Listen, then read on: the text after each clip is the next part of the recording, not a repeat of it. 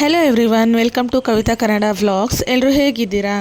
Actually ನಾನು ಇವತ್ತು morning ಬ್ರೇಕ್ಫಾಸ್ಟ್ಗೆ chapati ಮತ್ತು ಜವಳಿಕಾಯಿ ಪಲ್ಯ ಮಾಡೋಣ ಅಂದ್ಕೊಂಡು ನೈಟೇ ಪ್ಲ್ಯಾನ್ ಮಾಡಿ ಇಟ್ಕೊಂಡಿದ್ದೆ. ಬಟ್ ನನಗೆ ಬೆಳಗ್ಗೆ ಸ್ವಲ್ಪ ಲೇಟ್ ಆಯಿತು ಹೇಳೋದು. ರಾತ್ರಿ ಎಲ್ಲ ನಿದ್ದೆನೇ ಇರಲಿಲ್ಲ. ನನ್ನ ಮಗಳು ತುಂಬ ರಗಳೆ ಮಾಡ್ತಾಯಿದ್ಲು, ಕಿರಿಕಿರಿ ಮಾಡ್ತಾಯಿದ್ಲು. ಸೊ ಹಾಗಾಗಿ ನಿದ್ದೆನೇ ಇರಲಿಲ್ಲ. ಅದಕ್ಕೆ ಸ್ವಲ್ಪ ಮಾರ್ನಿಂಗ್ ಹೇಳೋದು ಸ್ವಲ್ಪ ಲೇಟ್ ಆಯಿತು. ಹಾಗಾಗಿ ಆಲ್ರೆಡಿ ಟೈಮ್ ಆಗಿಬಿಟ್ಟಿದೆಯಪ್ಪ, ಹೇಗೆ ಬ್ರೇಕ್ಫಾಸ್ಟ್ ಮಾಡೋದು ಅಂತ ಅಂದ್ಕೊಂಡು ಬೇಗ ಅರ್ಜೆಂಟಲ್ಲಿ ಬೇಗ ಮಾಡೋಣ ಅಂತ ಹೋದೆ. ಹೇಗೋ ಬೇಗ ಅರ್ಜೆಂಟಲ್ಲಿ ಮುಗಿಸ್ಕೊಂಡೆ. ಬಟ್ ನನ್ನ ಮಗಳು ಏನು ಮಾಡಿಬಿಟ್ಲು ಅಂದರೆ, ನನಗೆ ಪಲ್ಯ ಬೇಡ, ನಂಗೆ ಚಟ್ನಿನೇ ಬೇಕು ಅಂತ ಅಂದ್ಲು.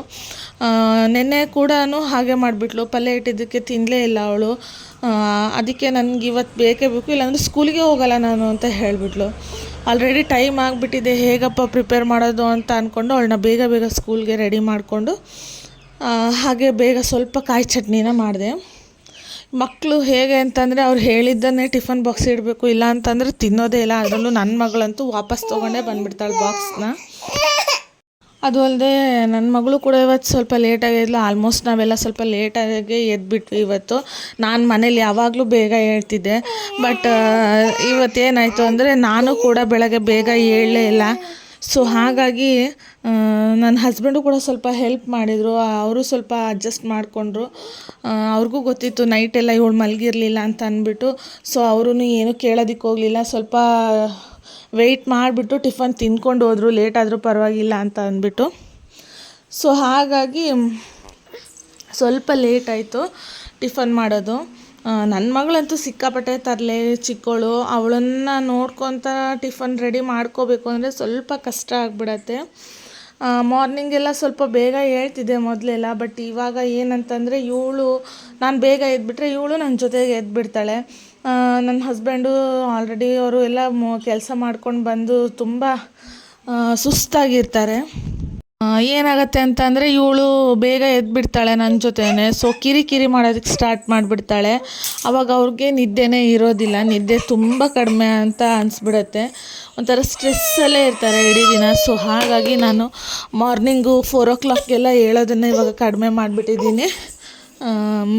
ಆಲ್ಮೋಸ್ಟ್ 6-6:30 ಈ ಥರ ಹೇಳ್ತಾ ಇದ್ದೀನಿ. ಸುಮ್ಮನೆ ಅವ್ರಿಗೂ ತೊಂದರೆ ನನ್ನಿಂದ ಅಂತ ಅಂದ್ಬಿಟ್ಟು, ಸ್ವಲ್ಪ ಲೇಟ್ ಆದರೂ ಪರವಾಗಿಲ್ಲ, ವೀಡಿಯೋ ಮಾಡಿಕೊಂಡ್ರೆ ಆಯಿತು ಅಂತ ಅಂದ್ಬಿಟ್ಟು ಸ್ವಲ್ಪ ಇವಾಗ ಕಡಿಮೆನೇ ಹೇಳ್ತಾ ಇದ್ದೀನಿ. ಹಾಗೆ ಬ್ರೇಕ್ಫಾಸ್ಟು ಕೂಡ ರೆಡಿ ಆಯಿತು. ಎಲ್ರಿಗೂ ಹಾಕ್ಕೊಟ್ಬಿಟ್ಟು ಮಕ್ಕಳನ್ನು ಸ್ಕೂಲಿಗೆ ಕಳಿಸೋದು ಅಂತ ಅಂದ್ಬಿಟ್ರೆ ಒಂದು ದೊಡ್ಡ ಟೆನ್ಷನ್ನು ಅಂತ ಅನಿಸ್ಬಿಡತ್ತೆ. ಅವ್ರು ಸ್ಕೂಲಿಗೆ ಹೋಗೋವರೆಗೂ ನಮ್ಗೆ ಯಾವ ಕೆಲಸನೂ ಆಗೋದಿಲ್ಲ.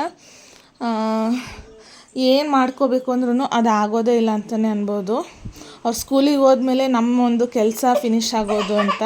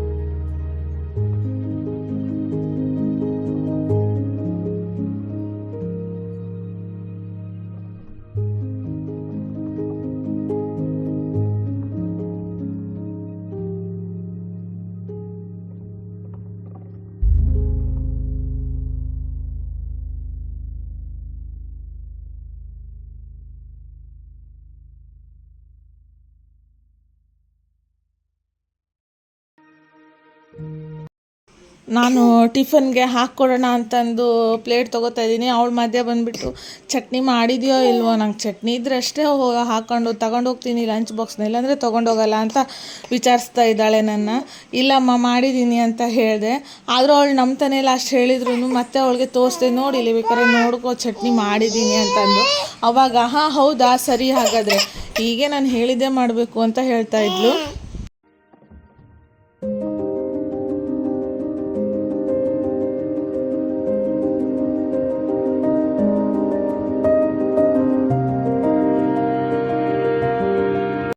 ಸೊ ನೋಡಿದ್ರಲ್ಲ ಫ್ರೆಂಡ್ಸ್, ಇವತ್ತಿನ ನನ್ನ ಈ ಒಂದು ವ್ಲಾಗ್ ಹೇಗಿತ್ತು ಅಂತ ಅಂದ್ಬಿಟ್ಟು.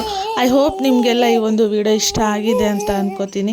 ಯಾರೆಲ್ಲ ಇನ್ನು ನನ್ನ ಒಂದು ಚಾನಲ್ಗೆ ಸಬ್ಸ್ಕ್ರೈಬ್ ಆಗಿಲ್ವೋ ದಯವಿಟ್ಟು ಸಬ್ಸ್ಕ್ರೈಬ್ ಆಗಿ, ಹಾಗೆ ಈ ಒಂದು ವಿಡಿಯೋಗೆ ಲೈಕ್ ಕೊಡಿ ಮತ್ತು ಶೇರ್ ಮಾಡಿ.